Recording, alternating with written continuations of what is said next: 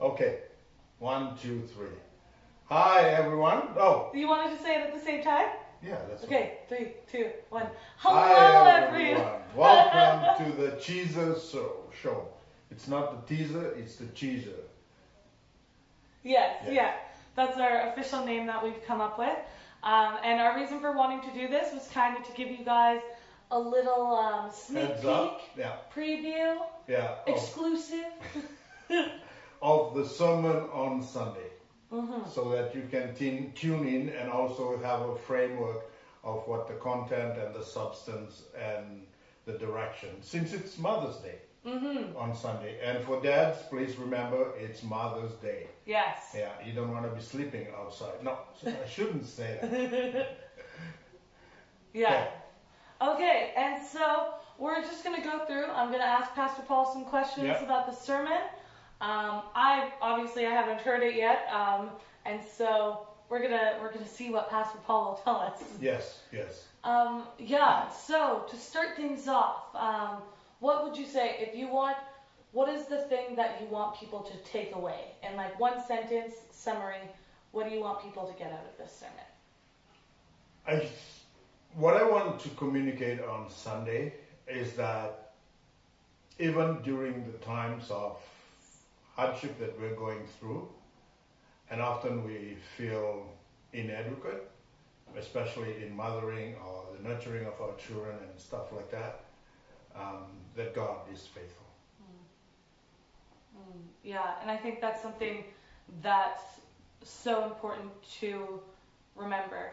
Would you say that during this time of pandemic, or maybe just another time in your life, like what is maybe a time that you've remembered that you felt inadequate, that God has shown His faithfulness to you? Yeah, you know, just the COVID-19 pandemic that we're going through reminds me very much of the fires, right? About 2 years ago, and just pastorally speaking, and as a dad in the house, as a father, it makes it, you're kind of spread thin.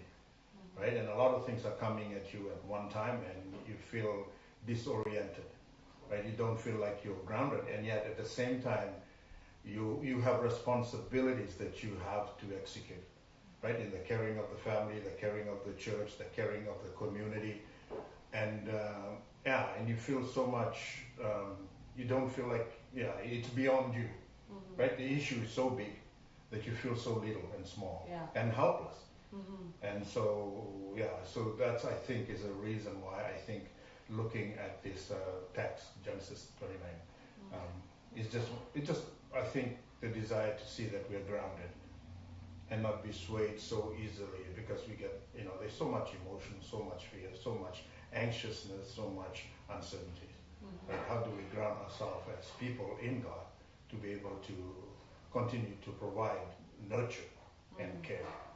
Right? In times when things are shifting so much. Yeah, and I like what you said about being grounded, because that reminds me of like, where is our foundation? Yes. And like, where is our foundation that doesn't change in the midst of uncertainty, with like the fires, where everything that was familiar, say even just sleeping in your own bed, being at home, everything was changed, but Christ is still the same. Yes.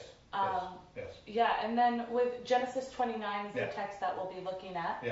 What is kind of, for those of us that don't know every single book of the Bible, every chapter.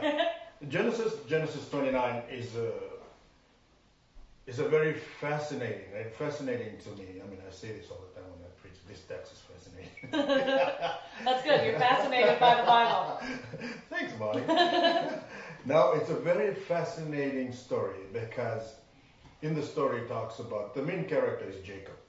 Right? Jacob is visiting his uncle, and when he visits his uncle, he saw his two cousins, Leah, the older one, the older of the two girls, and Rachel.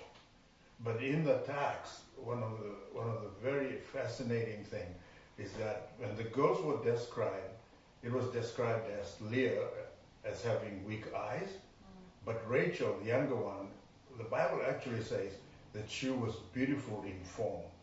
She has a beautiful form, and and I think it was beautiful that comes after, right? She was stunningly beautiful, right? Both in her looks and her shape.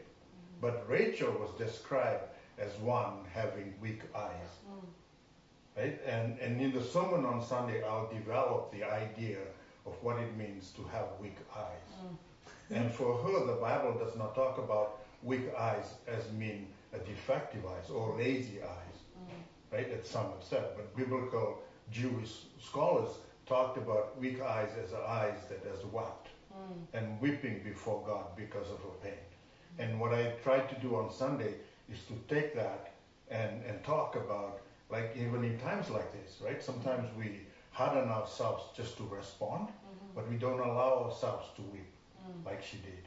And in our weeping, we can find God directing and leading. Because in actual fact, she became, out of the 12 tribes of Israel, she mothered 6. Wow. And so she became the mother of the nation. Wow. That's beautiful. Yeah. Fascinating. Fascinating. Please watch. Yeah. And I think that makes me really excited for Sunday. Yeah. Hopefully it makes everyone watching excited for Sunday as well. So thanks for watching, everyone. Yeah. I think that's probably... Yeah, and please tune in and hopefully and prayerfully. Please be praying about the service on Sunday, and don't neglect to pray for your neighbors and pray for people that nurture the community as well. So thank you for listening to our first edition of the Caribou Cheeser. Okay, bye everyone. Bye everyone. Thanks for